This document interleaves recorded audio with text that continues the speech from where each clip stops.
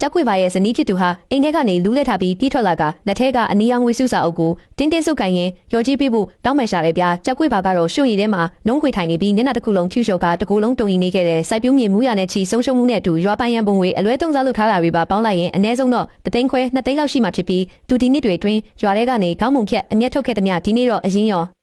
ာအတူပါပြန်အန်ထုတ်ရတော့မဲ့အခြေအနေပါပဲရွာသားတွေက2 သိန်းရှိတဲ့ငွေစုစာအုပ်ကိုယူပြီးဘန်ကက်ကနေငွေထုတ်ပြီးခွဲဝေရော်ကြီးယူဖို့အုပ်စုလိုက်ကြီးလှည့်ထွက်သွားကြချိန်မှာခြံဝင်းထဲမှာတော့ပြန်ကျရှုပ်ပွားနေတဲ့အပြက်စီးတွေပဲကျန်ရစ်ခဲ့ပြီးကြောက်ခွေပါလဲမျက်စိထဲပြခနဲ့ဖြစ်ကရွှွရည်တဲ့တန်းလဲတတိနေလဲကျသွားခဲ့တယ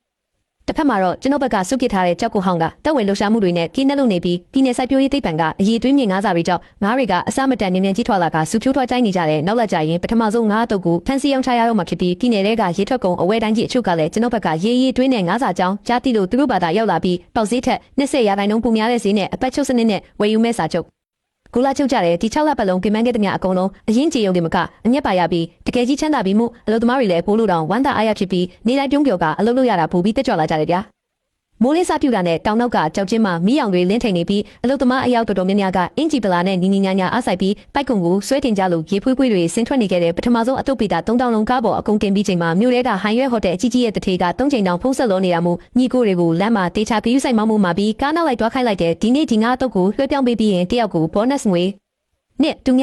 ညစီပေးမယ်လို့ပြောလိုက်တော့အားပေးတန်တွေကောင်းကင်ရန်အထိဟိန်းထွက်သွားပြီးတအေးခန်း3 5တင်ကအကြီးစား3စီးကအင်ဂျင်တန်အုံးမီကအတစ်ခင်းထားတဲ့မီနီလန်တိုင်းမြို့ဘက်ကိုမောင်းနေသွားကြတယ်ကျွန်တော်ကတိကက်ကားကိုမောင်းပြီးရှေ့ကနေလမ်းပြခေါ်သွားရင်ပြည်နယ်ချင်းဆက်လမ်းမကြီးပေါ်ရောက်သွားတာနဲ့ဒီငွေသိန်းချီတန်တဲ့အယောင်းဝယ်ကစိတ်ချရပြီလို့တွေးနေခဲ့တာပါဒါပေမဲ့ရင်နှန်းကမောင်းထွက်လာတာ2 ကီလိုမီတာပဲရှိသေးတယ်။ရွာသားထွက်တဲ့တကြောင်နဲ့တော့လမ်းစုံလမ်းခွက်ဖြစ်တဲ့ကုတ်ကူပင်ကြီးလမ်းခွဲကိုရောက်တော့ဟောင်းနောက်ကျစီးနေတဲ့3ဘီထရက်တာ2စီးကလမ်းမကြီးရဲ့အလဲတစ်တင်မှာကက်လက်ခံပေးထားတာကိုတွေ့လိုက်ရတယ်။ကြောက်ကွေးပါဆိုတဲ့ကောင်စုပ်ကတခါပြန်လုတ်ပြန်ပြီးလေဘေးနားမှာယာယီတဲလေးတစ်လုံးစောက်ထားပြီးချင်းညိုရွာဂေဟစနစ်အရင်မြစ်ကာကွယ်စောက်ရှောက်ရေးစစ်ဆေးရေးကိစ္စဆိုတဲ့တစ်သားဆိုင်ပုတ်လေးချိတ်ထားတဲ့ကြောက်ကွေးပါကဟန်ကူဖို့နဲ့တဲအောင်မှာထိုင်ပြီးစစ်လေးတောက်နေပြီးဘေးနားမှာတော့ကြောက်ဆောင်ကျွင်းကလက်ထဲမှာတစိတုံးနီထူထားတဲ့စာရွက်စာတမ်းထက်လိုက်ကိုကင်ပြီးရက်နေခဲ့တဲ့ပူပြီးမျက်စိစပါးမွေးစရာကောင်းတာကသူတို့နောက်ကွယ်မှာလက်ထဲမှာတန်ပိုက်လုံးတွေနဲ့တစ်သားတို့တွေကိုကင်ထားတဲ့ရောက်တဲ့ရာလေးလွတ်နေတဲ့လူမိုက်9 ယောက်10 ယောက်လောက်ရက်နေပြီးခေါင်းဆောင်ကတော့မြို့ပေါ်မှာနာမည်ကြီးတဲ့လူမိုက်လောက်စစ်ဖြစ်နေတာပါပဲကျွန်တော် break ကိုဆွဲနေလိုက်ပြီးတကားဖွင့်ကကားပေါ်ကဆင်းလိုက်တော့နောက်က9တင်ကားတွေလည်းတစီးလက်ရက်ကြပြီးဦးလေးလီကအလုသမား10 ယောက်ကျော်ကိုခေါ်ကာကွားတွေကိုကောက်ကင်ပြီးပြေးထွက်လာကြတယ်ဦးလေးလီကကြောက်ခွေပါ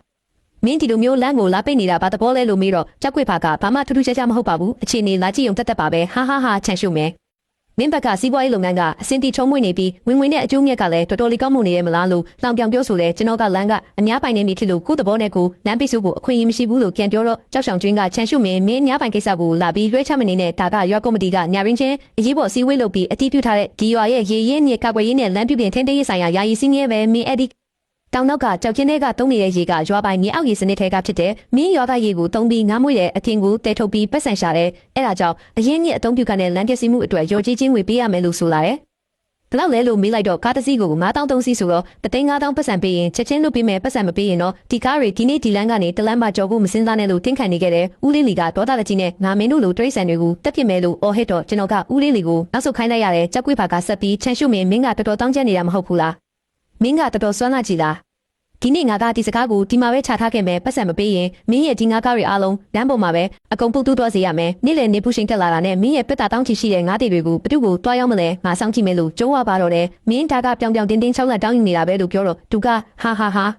ာစိတ်ကြိုက်ဗီဒီယိုရိုက်စမ်းပါငါကရွာလူကြီးပဲဒါကရွာတရွာလုံးရဲ့ဆုံးဖြတ်ချက်မင်းနဲ့မင်းကြီးစီအထိတွားတိုင်ရင်တော့အပိုပဲလို့ဂီးမဆိုင်ဟန်ပြတယ်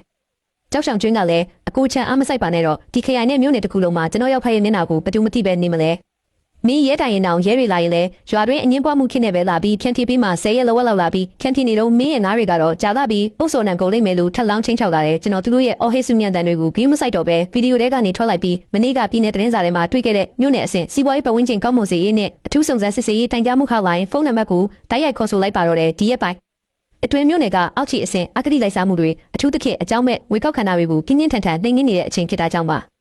ကျွန်တော်ကဖုန်းထဲကနေဟာလို့ပြကျွန်တော်အမိရေးနဲ့တိုင်ကြားချင်လို့ပါချင်းညိုမျိုးနဲ့ချင်းညိုရွာကရွာလူကြီးကြောက်ခွေဖာကလူမိုက်တွေကိုစူစီပြီးပြည်နယ်ချင်းဆက်လမ်းမကြီးပေါ်မှာကိုယ့်တဘောနဲ့ကိုဂိတ်တွေဆောက်လုပ်ငန်းရှင်တွေစီကနေလမ်းဖြတ်တန်းကအဖြစ်3,500ကို6လက်တောင်းယူနေပါတယ်တစ်ဖက်လူတွေမှာလက်နက်တွေပါလာပြီးပုံမှန်ကုန်ထုတ်လုပ်မှုနဲ့စီးပွားရေးလုပ်ငန်းတွေကိုပြင်းပြင်းထန်ထန်ပိတ်ဆို့နှောက်ယှက်နေပါတယ်လို့တိုင်ကြားလိုက်တယ်အဲ့ဒီအချိန်မှာဦးလေးလီကလည်း3,500လားငါမှတပြားမှမရှိဘူးမင်းတို့တကယ်စွမ်းရင်ဒီနေ့ငါတို့အားလုံးကိုဒီနေရာမှာပဲရိုက်တက်သွားလိုက်ကြလို့အရှုံးမပေးပဲအော်ပြောနေခဲ့တယ်ကြောက်ခွေဖာကတော့လှောင်ပြုံးရင်ဟာမြို့နယ်ကတိုင်ကြားတဲ့ဖုန်းလိုင်းဟုတ်လားဟာ ချန်ရှုမင်းမင်းကောင်းတဲ့ရေဝင်သွားပြီလားမြို့နယ်ကဒီနေရာနဲ့ကီလိုမီတာ80တောင်ဝေးတာကိုလို့ဆိုကလုံးဝမကြောက်ရွံ့ပဲစိန်ခုန်နေပါတော့ရဲ့နောက်ထပ်စိတ်ဝင်စားစရာအပိုင်းတွေအတွက်ဖော်လို့လေးလို့သွားဖို့မမေ့နဲ့အောင်နော်